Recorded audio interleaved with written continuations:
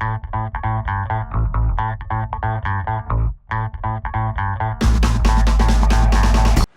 this is John Colo with okraw.com.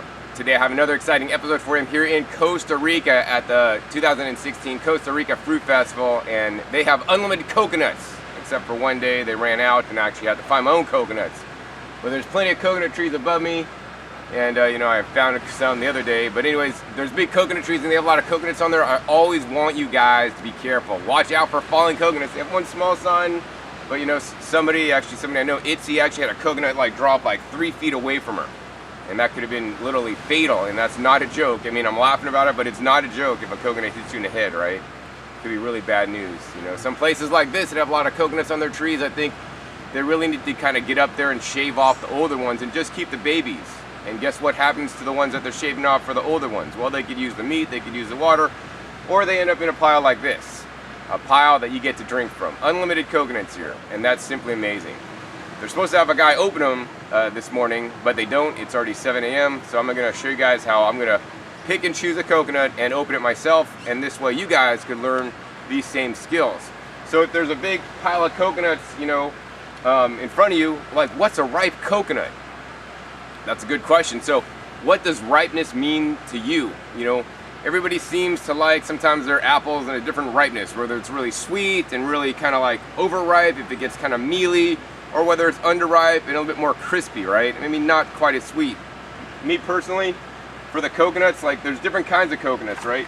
There's more younger coconuts, and if you're harvesting off the tree, you could easily see, if you climb the tree up, the ones near the bottom are usually the ones that are older because they've been on the tree longer. The way the tree works is the leaves form out the shoot in the middle, and the older leaves are on the sides. And so the coconuts closest to the ground are the most mature ones, and you'll often see ones on the that are closer to the ground on the edges being brown, maybe even larger, and they'll have a little bit a different shape than the ones that are just coming out of the crown of the tree, the top of the tree. And the ones at the crown of the tree, they'll also be smaller. You generally don't want to harvest them when they're too small, because then the water is really kind of not so good. And so here they've just actually gone and harvested all the different nuts at different stages. So you get to choose the stage of nut you want, whether you want a nut that you open up and it has no meat on the inside. And to me, that's a little bit underripe, because that water has a tad bit of astringency. It's kind of like when you eat Hychia persimmon that's not ripe. That's really astringent. But these coconuts, if they don't have the meat, they kind of just have that weird taste, and it's not super sweet, and I don't particularly care for that. Then from that, then the meat starts to form on the inside of the coconut little by little, and then that gets to be called jelly meat, or jelly by some, and that's when it starts to form just a little bit. Now right when it starts to form just a little bit, that's when the water starts to sweeten up a little bit, and that's usually a pretty good drinking stage, right?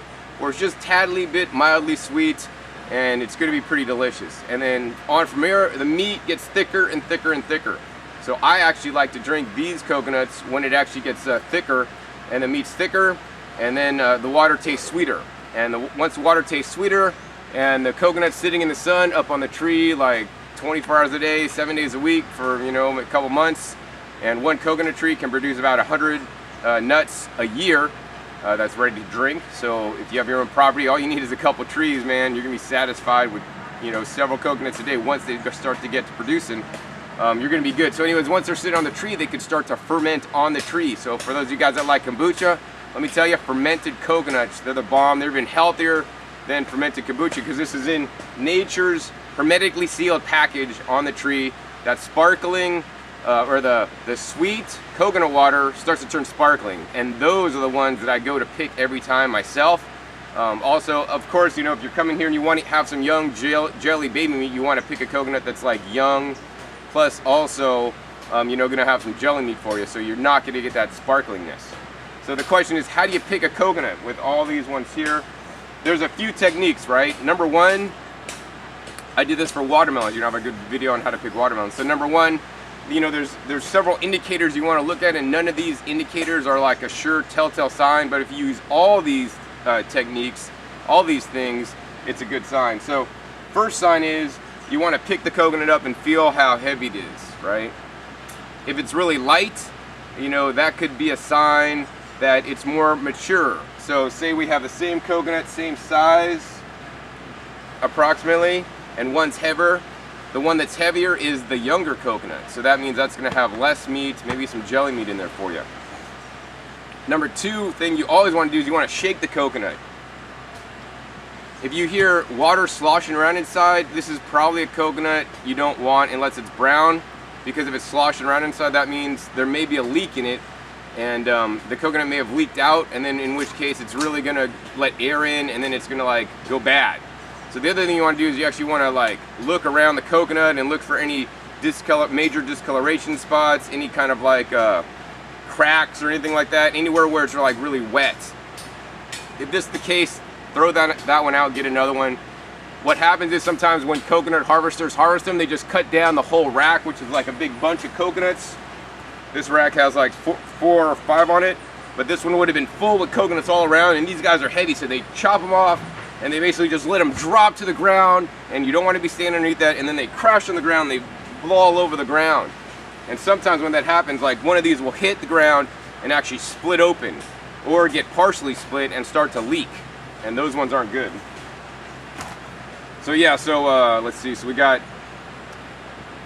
heavy for its size. If you want a younger one, we want no splits and no shaking. Now this is kind of like now the advanced topic. So for the advanced topic, you know, let's talk about the shape of the coconut. You know, coconuts come in all shapes and sizes, period, and different colors. So you can't just say, oh man, get the yellow ones, those are always sweeter than the green. Sometimes green ones are sweeter, but I found overall, like if they had the coconuts that are yellowish, I would prefer those because I don't see those as much, and in general, based on my experience, they tend to be sweeter, but not always. But another really key thing that's important is the shape. So for example, you know, when coconuts start to form, they're like little balls. I don't know if I see any of them on the ground, and they form little balls. And once they start growing, that ball gets bigger. So, you know, and then they get kind of rounder. So in general, coconuts that are younger are gonna kind of be more rounder like this, right? And as they get more mature, they're gonna kind of change their shape a little bit. You know what? Is this like an hourglass figure for a lady, and this is more like a pear? I don't know. Something, but you guys could see like this is more rounded, and this is more like, you know, squared off. So, you know, this one's more younger. This one in here, if you open it, especially due to its size, and generally smaller coconuts generally are younger, but that's not always the case either. So this one is the one I would choose for like that nice, sparkling coconut water that I like so much. Also, sometimes, you know, if there's a lot of markings, like on this coconut, there's like these markings that go around. And if you look at this pile, like some of them have these markings. I don't know if this is sun damage or, you know, something, but basically I've noticed that these markings appeared, they don't appear on young baby ones, you know, these are kind of more unblemished. And so these are the ones I've been choosing at this event here, and all these have been coming out, you know, just like I like them. So yeah, next thing you want to look for, so another indicator, but not a totally telltale sign, is the texture. So let me try to find out a couple ones that have good texture here. So another indicator is texture. So, you know, like I showed earlier, this nut, it's kind of more rounded. This is kind of a more younger nut. What you also want to do is you want to go down to the bottom on the, this is the nub end, and this is kind of like, or the nub or the stem end, and this is like the opposite end, or the belly button end. You want to go down to this end and like feel around the bottom, right? On a younger nut, it's going to be fairly like smooth and soft, right? So this one's fairly smooth and soft. There's not a lot of ridges. You can also kind of see the ridges, but feeling it, you know, is a little bit easier. And I like feeling up my nuts. Wait, no, I like feeling up melons, sorry. And then, let's see here, and then here's a more mature one, as we could tell by the shape, and you could feel around the bottom, and I don't know if you guys could see that on the camera, but you could really see the more ingrained ridges on there. And what these ridges only form like when the nut kind of gets more mature, right? So that's yet another indicator. I mean, and the final indicator that I want to give you guys today is, you know, generally when the belly button end, which is opposite the stem end, kind of goes more into a point, right? Like a little teat. You know, that is an indicator that it's more mature. Whereas, you know, if this one, it's kind of more flat, like a teenager, not somebody full grown, then it's actually more young. So hopefully with some of these tips, you'll be able to pick out a good coconut. I think we're gonna go ahead and take my nice coconut here and now maybe show you guys how to open it. All right, so now I'm gonna share with you guys how to open a coconut. You know, generally I do not recommend doing this because it is dangerous. I have seen people get injured from this. So be safe and, you know, only do this if you feel confident. If you don't feel confident, right, have somebody do this for you. And the other thing I will say is, you know, take precautions, right? Number one, you want to have a proper setup to open coconuts, right? I've opened coconuts on the ground, on the dirt, on the grass. It makes it significantly harder to do that. You want to get something like this, a nice stump that you could cut a coconut on. That's at a nice level. You also want a good machete, right? This machete is designed for actually, you know, cutting back brush in the wilderness, in the wild, in the jungle. It's too long.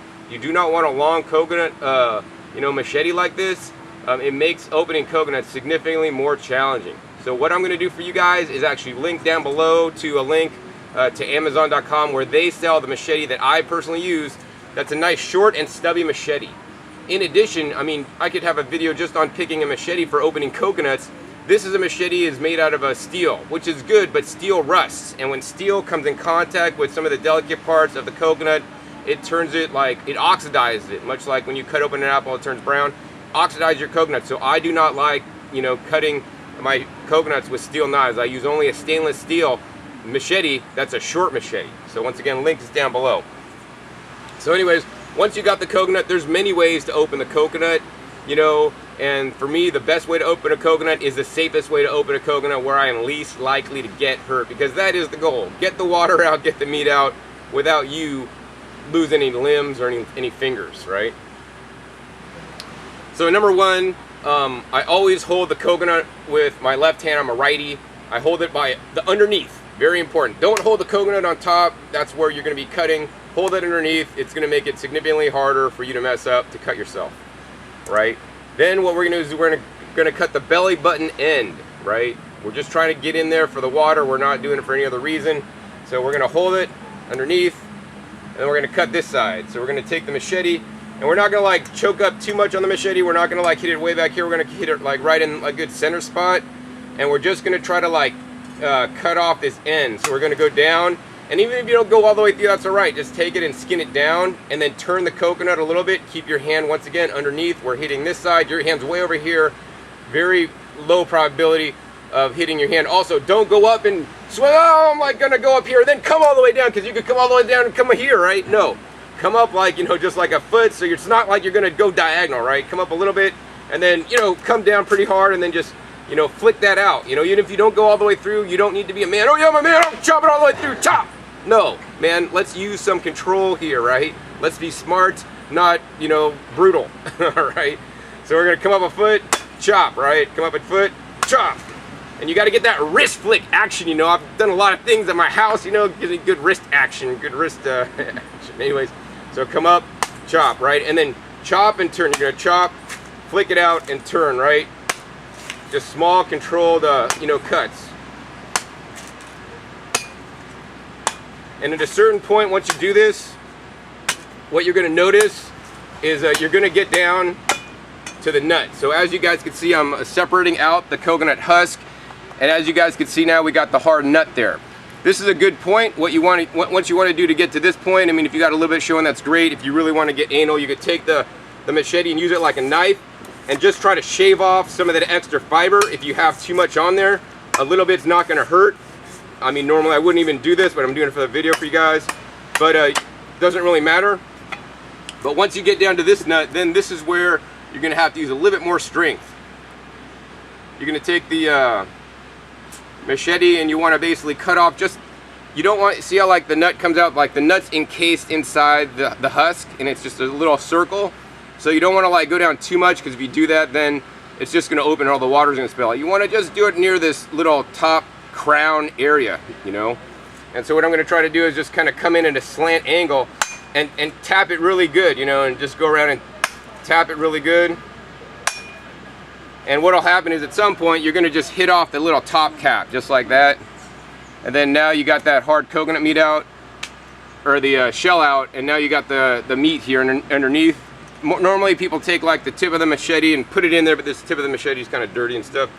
So instead, what I like to do is I like to have a spoon, and I'll take a spoon and then I'll just very carefully go in there with a spoon and just you know, make a little circle with the spoon, nice, controlled and contrived, and pop the top off. At this point, this is where I would like to actually have a straw. You know, there's no straws at this event, so that's all right. I'm doing it like raw food style with no straws, and that's why I like to really take my time to do a nice hole, because then I could just take it and drink. This is a good coconut, nice and sweet and champagne-y, sparkly, nature's natural sparkling soda, just like we should be drinking if we lived in the tropics.